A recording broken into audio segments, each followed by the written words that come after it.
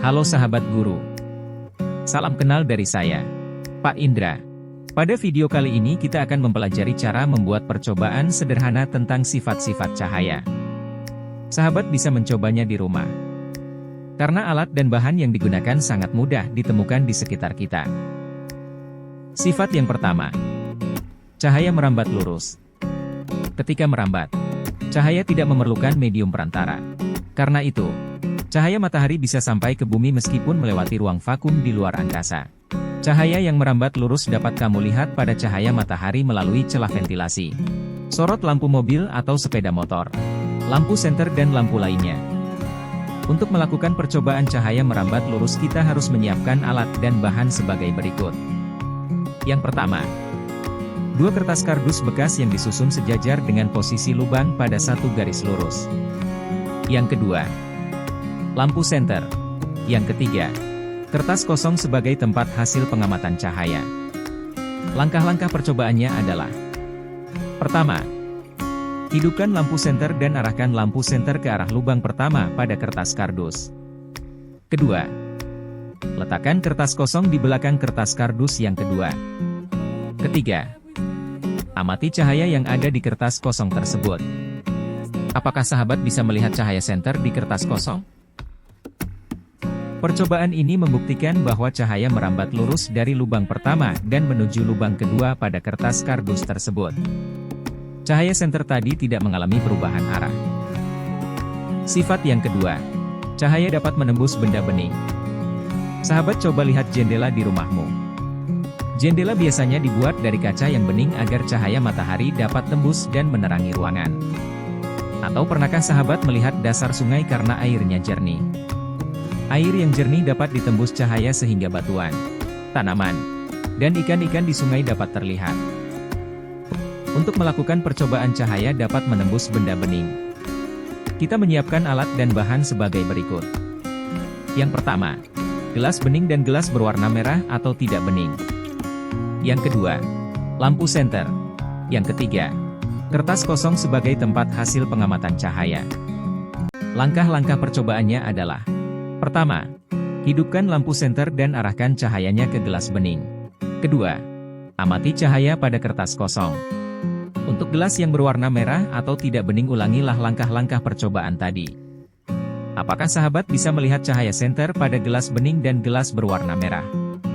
Percobaan ini membuktikan bahwa cahaya dapat menembus gelas bening tadi, sedangkan cahaya tidak dapat menembus gelas berwarna merah. Sifat yang ketiga adalah cahaya dapat dipantulkan.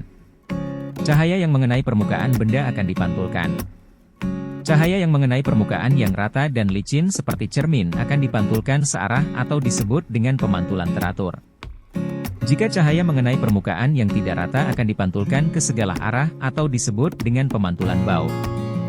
Sifat pemantulan cahaya yang paling mudah diamati adalah saat sahabat bercermin.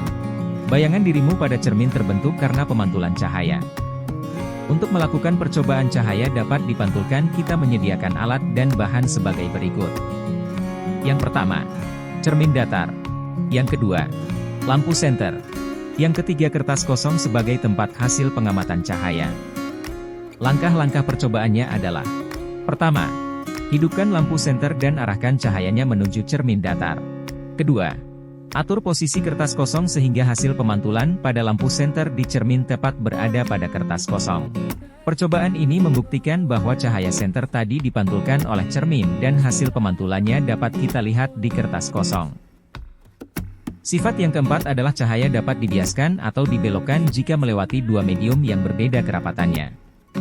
Pernahkah sahabat salah mengira kedalaman kolam berenang? Dari atas kolam berenang terlihat dangkal. Tapi ketika kita masuk ke dalam air ternyata kolamnya cukup dalam. Peristiwa tersebut terjadi karena dua medium yang berbeda kerapatannya, yaitu udara dan air. Cahaya yang dibiaskan akan membentuk bayangan dasar kolam yang lebih dangkal dari kedalaman aslinya.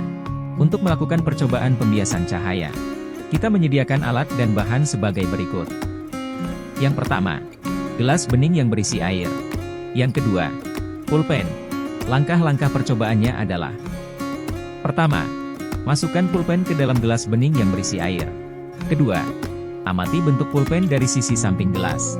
Apa yang terjadi dengan pulpen ketika berada di dalam gelas bening berisi air? Jika kita lihat dari sisi samping gelas bening, pulpen akan terlihat seperti patah. Ini membuktikan bahwa pembiasan cahaya menyebabkan pulpen tadi seolah-olah patah.